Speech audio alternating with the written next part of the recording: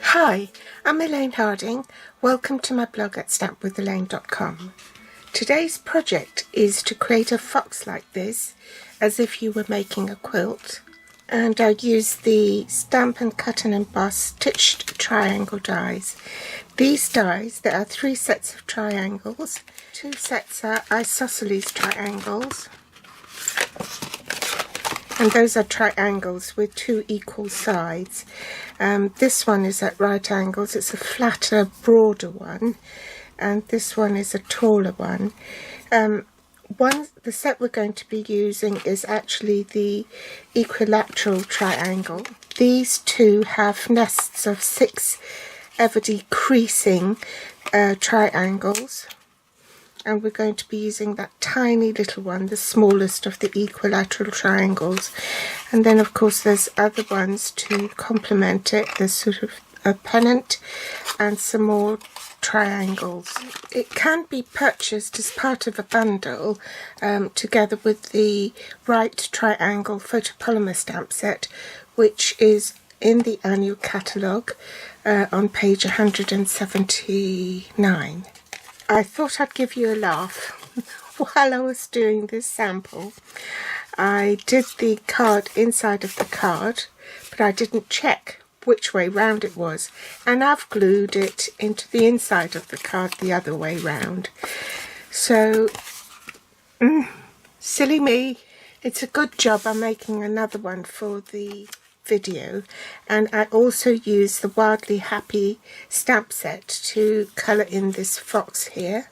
Because this stamp set doesn't have any sentiments on it at all, I use the sentiments from Fancy Phrases. This is also from the annual catalogue on page 126. So let's get the supplies. I need a whisper white piece of scrap to adhere the triangles to. For the card base, it's half an A4 sheet, which measures 5 7/8 by 8 1/4.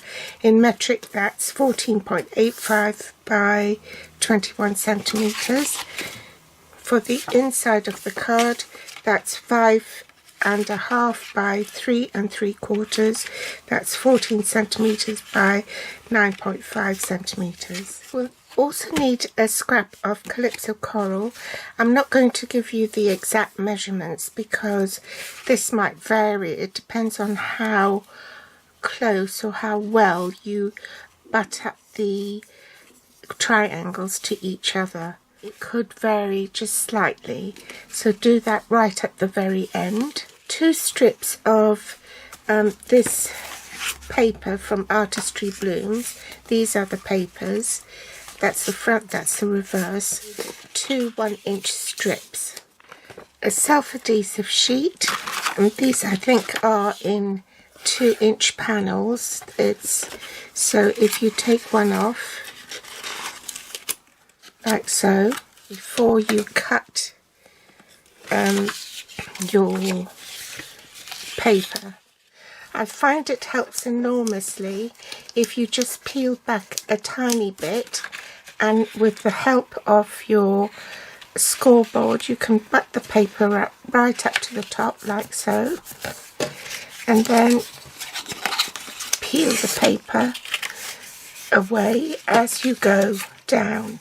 That way you won't go crooked.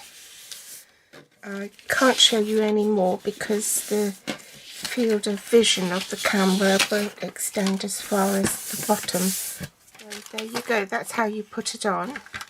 Then grab your trimmer and trim off 2 inches.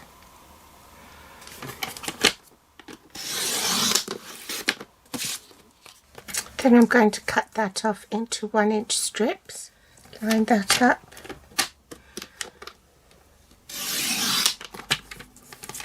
And there you have the adhesive backing securely on the back of your sheet. You'll also need Versamark for embossing the greeting here, Tuxedo Black Memento ink for your fox, and Night of Navy for your sentiment inside the card. Calypso Coral stamping blends, white embossing powder, a heat tool, and holiday rhinestones. First, you start off with die cutting 40 pieces of the Artistry Blooms Designer Series paper. Now, I did this sitting in front of the television and I cut 40 pieces. So I put them all in a little plate. Because the colours are graduated, I separated into dark, medium, light. That should be in the medium. Got mixed up. So you need about at least 40 pieces of the Artistry Blooms DSP. I won't cut those, I've already pre-cut those because it takes some time. And the sandwich, if you've got the new embossing machine, Stamp and Cut embossing machine, you need plate 1, plate 2, which is the thin die adapter, plate 3 on the bottom, the cardstock, the die cutting edge face down, followed by another plate 3, and then you're ready to pass it through the Stamp and Cut and Emboss machine. You also need 7 Calypso Coral ones. Now, I didn't put adhesive sheets behind this because they are raised on dimensionals, and 3 in Whisper White to make up your fox. To save time, I also set up my Stamparatus for stamping the birthday wishes in Versamark on the card front, and for the inside of the card, this greeting and the fox. It's a good idea to have your scoreboard handy and then butt the Whisper White scrap right into the corner so it doesn't move. These are the adhesive backed strips of Artistry Blooms, and this is a quilt pattern, so you can take a screenshot of this so that you've got a template to work from.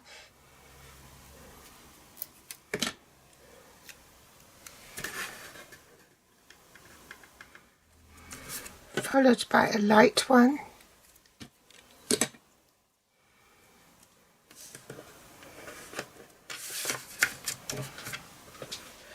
and it's a good idea to use the back of a bone folder to press it down so you can be sure that it's adhered properly. So I'll do that off camera and complete row 1, and I'll be back. There's my first row done. So this will be cut off eventually, these 2 here, but there's 10 in that row. 1, 2, 3, 4, 5, 6, 7, 8, 9, 10. So now we can start on row 2.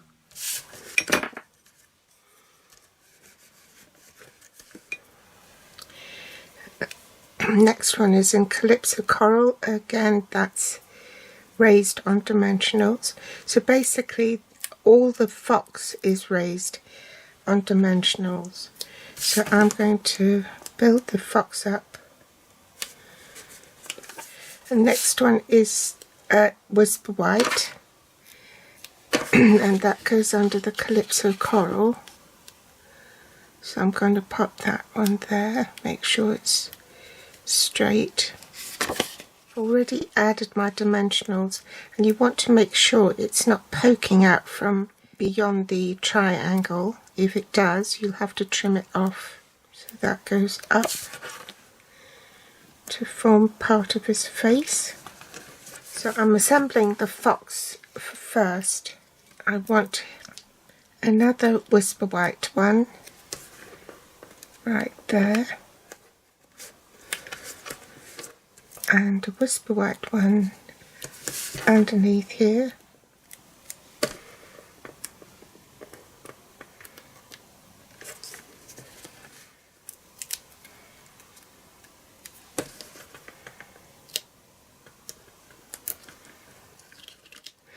I won't press down too hard on it in case I need to adjust it, and then reserve these 2 for the tail. So that's completed row 2. Now for row 3, I'm going to work from here to the left and from here to the right, so from where the fox's face is. That's row 3. Now we can start on row 4, and there were 1, 2, 3, 4, 5, 6, 7 blues in this row, 2 whites and a calypso coral. With row 4 you have 3 blue, then you've got your calypso coral, whisper white calypso coral, a blue, then you need a calypso coral for the tail for the next 2.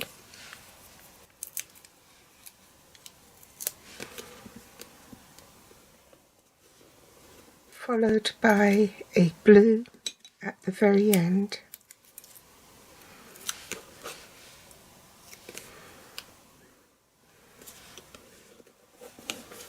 Then you complete it with a last row of blues.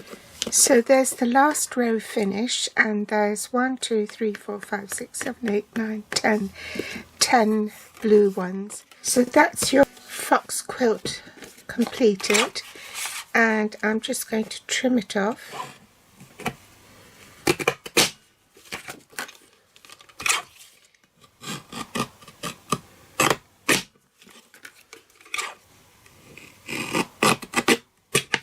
If the gap is too great at the bottom, you can always adjust it. Just unstick it and bring the triangles down a little bit. That's better. I forgot to record it. I glued this onto the calypso coral piece where I wanted it, and then trimmed it with my trimmer. I'm not going to make the same mistake as I did before. Let's stamp this with Night of Navy.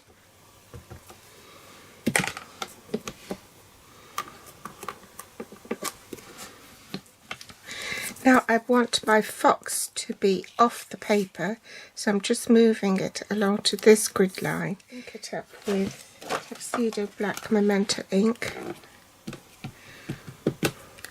and stamp. While I'm waiting for this to dry, turn my cardstock round to do the card front, and this time I want to stamp in Versamark.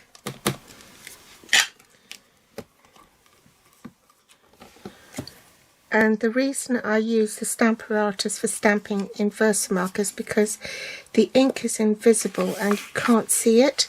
So if you misstamp it or anything, you can't go back and do it again, but you can if you use the Stamparatus. Sprinkle white embossing powder over it.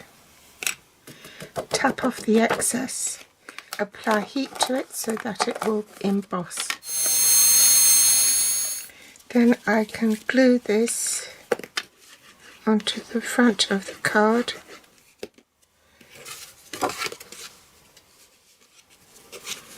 I'm going to colour the fox in with the Calypso Coral combo, and I'll speed this up.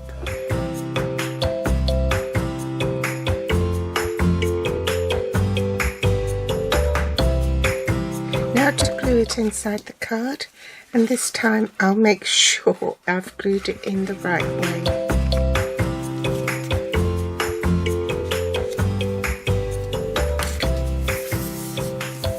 Last thing to do is grab the holiday rhinestones, and we'll put one there for his nose, the big one, and then the 2 little ones for his eyes.